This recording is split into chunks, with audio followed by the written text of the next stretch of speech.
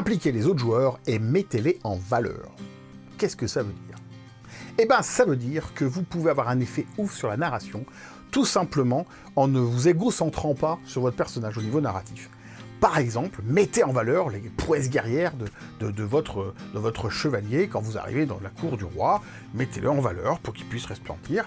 Ne vous bagarrez pas pour être celui qui parle au seigneur, mais présentez le barde, le noble ou le druide bien plus compétent comme étant la personne qui est la porte-parole de votre groupe. Ça veut dire aussi que quand un voleur fait un exploit, extasiez-vous. Racontez dans vos actions que vous avez été épaté par ce qu'il a fait. Soyez dans le partage de l'héroïsme. Pas de la narration, de l'héroïsme. Alors, on peut essayer par un partage de narration, mais dans l'idée, aidez les autres à briller et vous verrez qu'ils vous le rendront. Et là, l'histoire va devenir beaucoup plus intéressante.